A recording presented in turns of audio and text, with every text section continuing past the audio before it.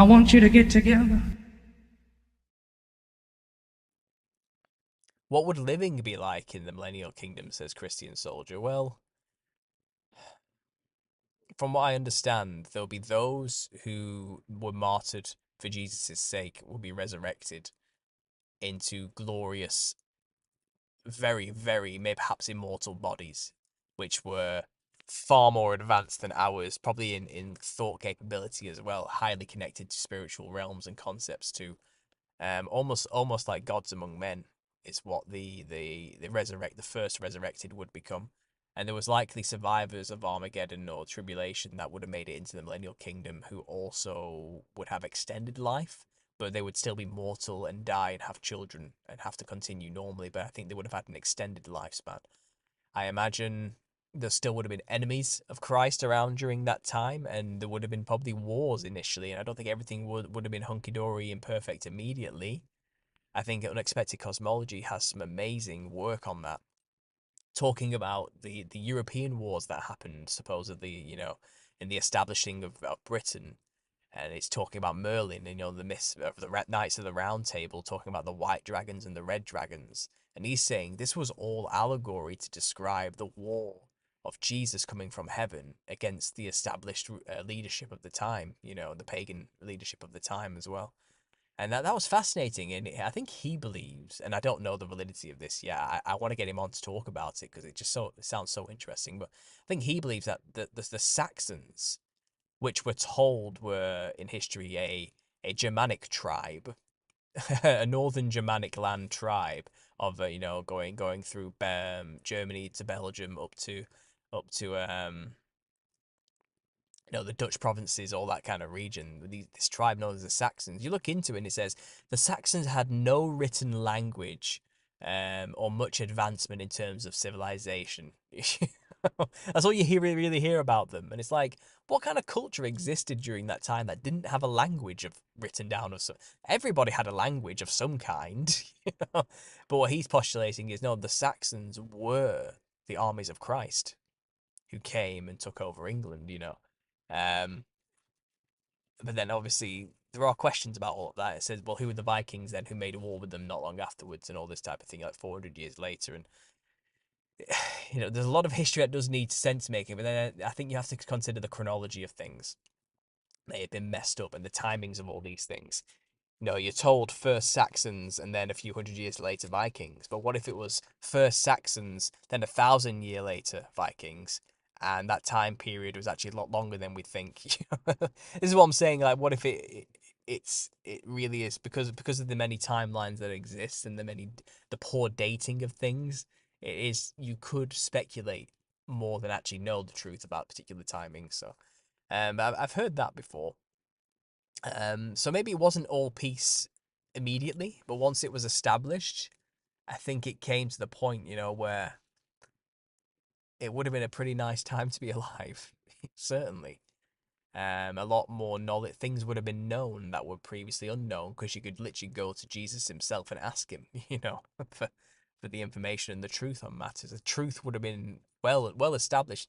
Satan would have been bound, so there would have been no adversary out there stirring the pot and causing uh, rebellion and division. It would have been quite a prosperous time for all of humanity. And in that time, where you've got the time, 1,000 years is quite a while, where you have these abilities and these perfect bodies that live for a lot longer. Sickness is gone, and your virility is through the roof, and your abilities are just tenfold, and your ability to learn is longer because you have longer to learn things. Then it would have been you probably would have put that time because you didn't have to work really for money anymore in the sense where, you know, people probably weren't starving or homeless. I assume there was many mansions in this time, but I imagine people would have put their time into pursuing the creative arts to venerate the beauty of God's creation and the gift bestowed upon them to live during a time of peace. And would you build beautiful buildings during that time,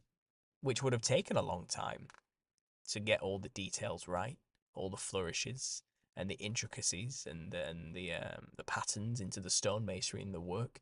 to master the crafts behind all of that. And I'm not talking about Freemasonry here, the false builders who so-called claim ownership of such things under this paradigm and this kind of concept, but not the parasitic secret society Masons, but people who just worked with stone because they had time to learn that kind of thing during the Millennial reign. Those type of Masons, real stone Masons, not mystery school religion Masons who exist today. I imagine they would build beautiful buildings and make beautiful artwork and sing beautiful songs. What else would build beautiful lives? I imagine that's the type of world it would be if it was a physical kingdom on the earth ruled by God himself. Um, and again, this is the argument. Do we see remnants of this? And people argue as well, well, a lot of these buildings seem to have pagan iconography all over them, goddess worship, and the veneration of pagan deities, and demons are on outside, things like gargoyles as well. And I just can't believe Jesus would allow such things to be on his temples. And it's kind of like, well, humans like to document things and create immortalized statues to remember things, including the bad stuff.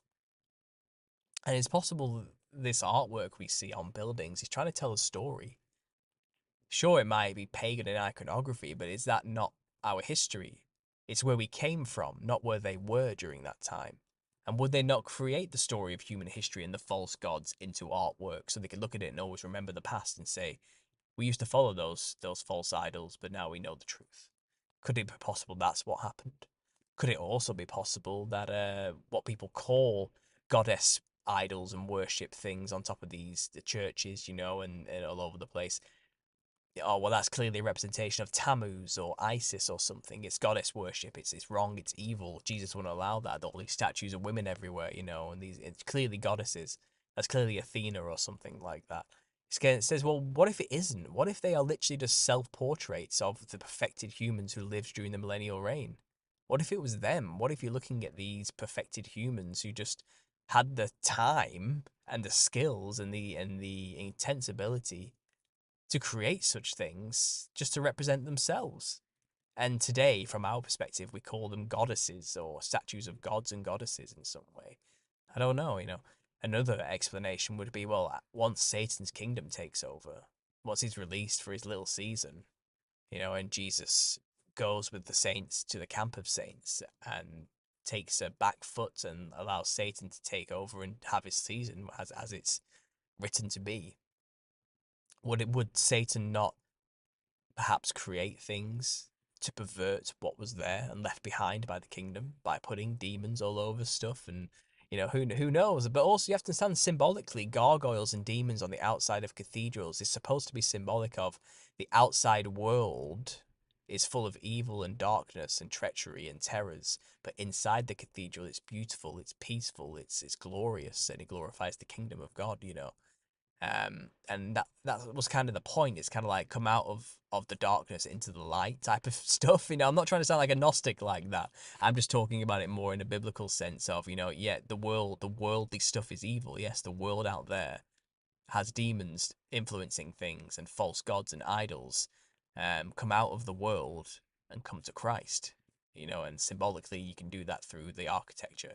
The outside world, the outside facade of the architecture is full of evil iconography, but come inside and it's a glorification of God. It's so you could argue that as well, but I think all those arguments are valid to justify that common question I get. Why all the evil pagan iconography? Well, A, people could have just been simply documenting history, not venerating idols, but remembering the past so they can know where they are and where they came from by putting it in stone. B, they may actually just been self-portraits of godly people who lived during that time who were in perfected bodies that from our perspective now look like gods and goddesses. Or C, they are gods and goddesses of a pagan type and demonic, and they were put there by Satan at the beginning of his little season to pervert the past. So there are explanations and answers for these questions. It just takes a little bit of speculation, because again, this is highly speculative, but it can't be discounted. I just personally, I cannot just discount it and chuck it to one side. I really can't. Um, it, we have to work it through. We really do. And at the same time, I like history. I've talked about history plenty of times on my channel. That and I'm talking about it in a way that does go against the millennial kingdom theory, because I'm not 100% invested that the millennial kingdom thing is 100% true. We can't possibly be, and I'm not willing to discount documented history that we do have, that if we follow it correctly backwards, then that means all this stuff would have happened during the Millennial Kingdom, if we want to go by the Millennial Kingdom stuff, So something has to be wrong if you want to believe the Millennial Kingdom, but maybe it is all accurate. Maybe our history is accurate, and maybe the Millennial Kingdom hasn't happened yet as well. I am open to that, and it's clearly stuff did happen in the past, which was documented, and we have the archaeological evidence for, and we are told it happened in like 900 AD, or 1 125 AD or something. During these times where we're told from this theory's perspective, the Millennial Kingdom should have been happening. Um, but what if we've just been lied about the dates of these events? So it's kind of like it says the rest of the dead are resurrected after the millennial reign. And the arguments are, well, is that an immediate resurrection, or is that right at the end? You know, But then we have to answer that question. So who are we then, if this is a little season? Are we the resurrected, or the rest of the dead that didn't know Christ prior, resurrected to live during little season? Or are we the descendants of the people who lived through the little season, who didn't have perfected bodies, but maybe had longevity? Are we those, or are we them? Or is it a bit of both? And what if it literally is? People were living a certain way, a certain life, a certain history with events happening. Then as soon as the millennial kingdom came, all that stopped. And then as soon as the Millennial Kingdom left, they picked up exactly where they left off. And what if it's not that the Dark Ages, as we call them, the medieval period, was actually the millennial reign of Christ? What if the millennial reign of Christ, 1,000 years, has simply just been removed? And they've just continued on as though it never happened, and just don't include those 1,000 years in our history. So the 2024 years of history we have documented is accurate, but really it was 3,024 years of history, and they've just removed that 1,000 years completely. And the people who were resurrected just continued the old civilization that they came from, as though the Millennial Kingdom just never happened. They were none the wiser. They were born during a time where Satan ruled once more, and it was just as it was before Jesus came. You know, this is what I'm saying. Like, we have to try and explain that somehow. There's documented history. We supposedly know what happened during the medieval period. We've got it documented.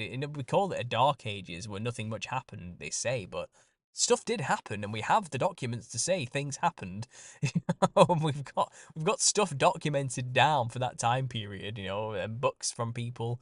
And the development of the church, even, and also all sorts of things are documented quite clearly. And we can't just throw that all out as just made up. So stuff did happen clearly, and I'm not going to readily just destroy and get rid of all of history, but to speculate on this particular theory, we have to square it somehow. We've got to figure it out. So I'm positing ideas here. These are just ideas. Do not take what I say as like final word or authority on anything. Please don't do that. But I enjoy this. I enjoy these thought experiments. I enjoy hashing out these ideas and thinking about them with an open mind. Fundamentally, that's what I'm doing. I want to remain open to all possibilities when it comes to this type of stuff. Because I like history as well, and I like alternative history ideas. I like the idea of the chronology being wrong, and possibly that we there's room for us to square biblical theology into this as well, because there is this issue, of Jesus said, there are people stood here right now who will not die before I return. That sounds pretty immediate. I don't think anybody lived for 2,000 years who was talking to immediately during that time in the books, you know what I mean? And it's not just talking about the fig tree generation where it says this generation shall not pass away. Even though I do think a reinterpretation is necessary for that, because maybe he was literally talking about people right in front of him saying, your generation will not pass away before I return. But you can then argue, well, no, he was talking about a future generation, the fig tree generation, the generation in which when Israel returns. And you can make those arguments for that particular passage, but you struggle to explain where he literally says, no, some of you here will still be alive when I return. Explain that one away with futurist arguments. It's difficult, and this is our Messiah at the end of the day. This is our God. This is the person we are supposed to be following and listening to and understanding, who's teaching us about what's going on. And he said, you won't make it through all the cities of Israel before I return. It's not a big place, is it? When you think about it geographically, it wouldn't take that long to get through all the cities of Israel. So that implies this is coming quickly, and to say some of you standing here will not die before I return is pretty immediate. And then when you think about when Revelations was written on the island of Patmos, and is that what it's called? I don't know if I pronounced that wrong. And people that speculate maybe it was written in maybe 60 AD, around that period. Somewhere around there, roughly. It says repeatedly at the end of Revelation, I come quickly. The hour is at hand. I am coming quickly. He says it, God knows. I haven't read that. I haven't counted how many times it says it, but it's pretty immediate language. If you think about the context of when it would have been written, I think they were being serious. I think Jesus was saying seriously, I'm coming very quickly. The time is at hand. So that's what I mean. The language is there. There's precedence for this, biblical precedence for this line of thought. Then we have to consider it. We really do. And we know there's an agenda at play to deceive. So just how big could the deception be? Well, it could be this big, and we have to consider that. But I know there are many, many people within church circles, church circles, who this is never going to get through to them. They're never even going to consider this as a possibility. It's way too out there. It's way too conspiratorial.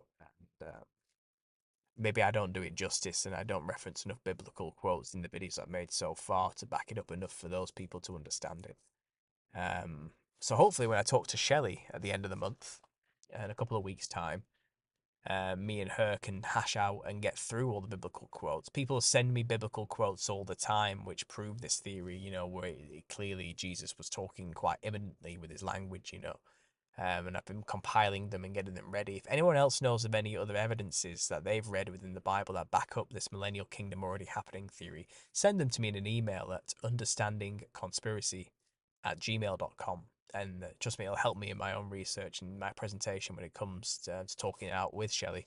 So please consider sending me anything you've got. Like I said, I've got my own things ready to go, but anything extra would be great. Or anything that you've got that I might have missed, just let me know and send it across. But yeah, that should be a good talk with There's No Place Like Home YouTube channel. That should be good.